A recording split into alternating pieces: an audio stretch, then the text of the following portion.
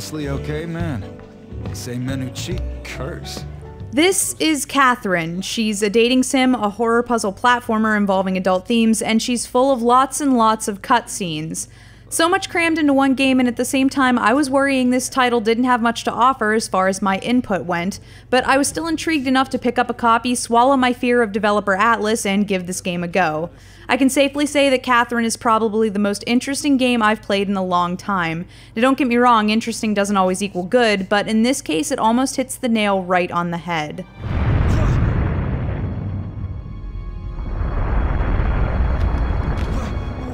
In Katherine, you take control of Vincent, a guy who's in a long-term relationship with a stern woman named Katherine with a K. He gets drunk one night, meets a girl, Katherine with a C, who is the exact opposite of his current girlfriend. C dresses promiscuously and flirts via text with hearts and naughty pictures, and frequently insists that marriage is an archaic foundation, and that they should just have fun with each other.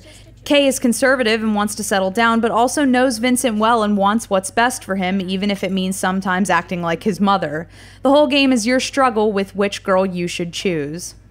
You communicate with both Katherines via text messages and some dialogue options and cutscenes, and the options can seem stifling at times, but the choices you make directly affect how Vincent will react toward each girl in future interactions.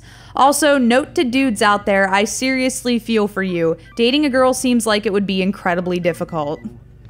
Swamped with lady troubles, Vincent is plagued with nightmares which consistently try to murder him, and the deal is, if he dies in the nightmare, he'll die in real life. So in the nightmare levels, you'll navigate a tower of blocks by moving them, shimmying around them, and climbing up one block at a time. During regular nightmare floors, the ground will progressively fall away from the base of the tower, urging you to press on. In the final floor, a boss will appear, creepy and disgusting like nightmares should be, and pursues you much more aggressively with powers that can render blocks useless and drop confusion on you to invert controls.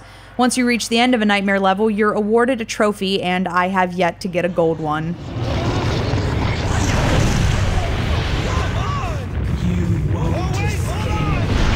Katherine is hard. It's a hard game. Sometimes even without the pressure of a creature coming up behind you, the block puzzles are just mind-boggling.